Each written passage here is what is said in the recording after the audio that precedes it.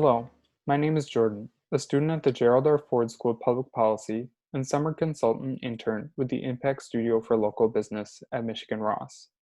If you're watching this video on our website, go ahead and follow along with the resources listed on this page.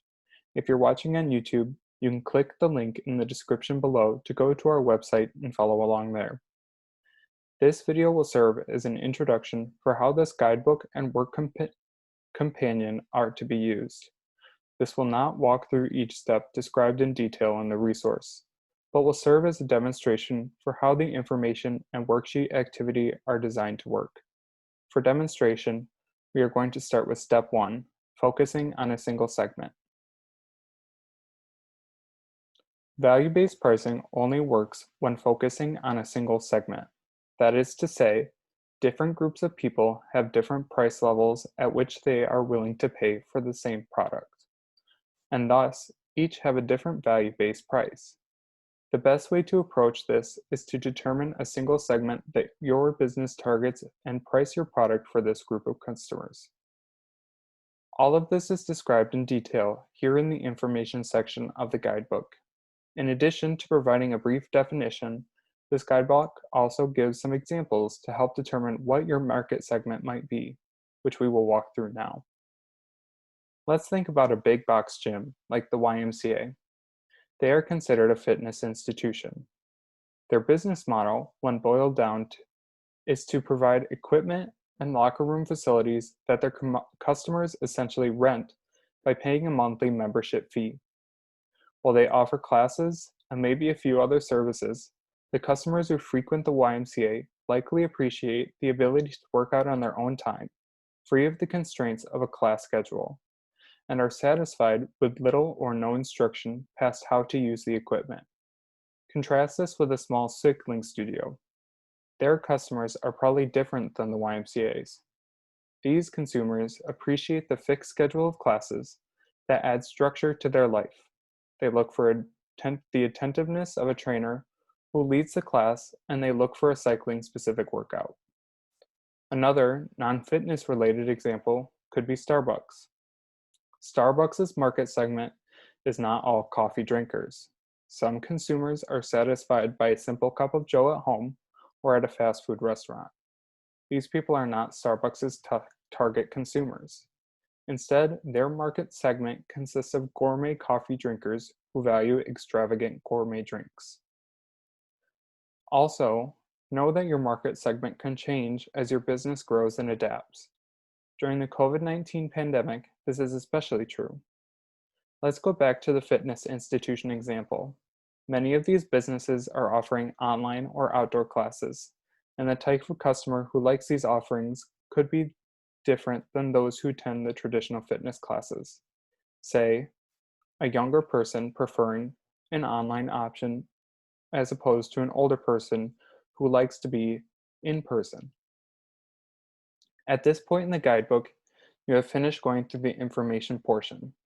Now we will move on to the activity portion in the workbook companion.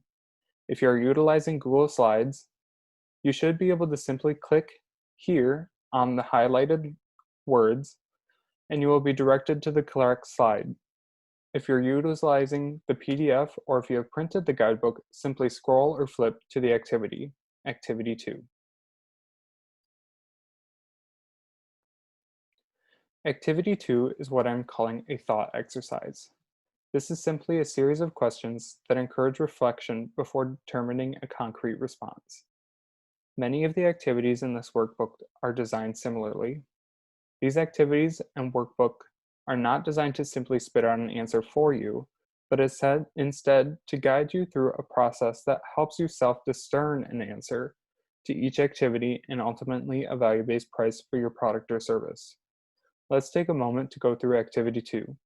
Feel free to pause this video as needed. Activity 2, a thought exercise. What is my segment? Take a moment to reflect on the following questions. If needed, you can reference the information sections by clicking the highlighted text. Question 1. Who are my customers? Who currently frequents my business? Question 2. What do my customers appreciate when they see my product or service and similar product or services? What are they looking for in the market? Question 3. What does my ideal customer look like? When I'm preparing my marketing materials, who am I targeting? Question 4. How does my delivery method inform what type of customers seek my product? Online, in person, outdoors? Question 5. Considering the example laid out in step 2, which we went over earlier in this video, what could my market segment be?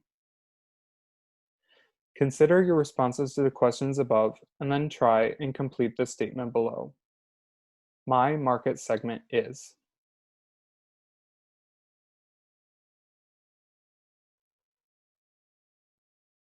Once you have gone through all the information activities, there is one last part of this resource called the synthesization activity.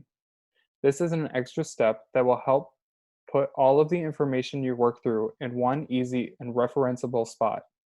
Additionally, it requires you to write concrete statements that should be helpful at the end of this process.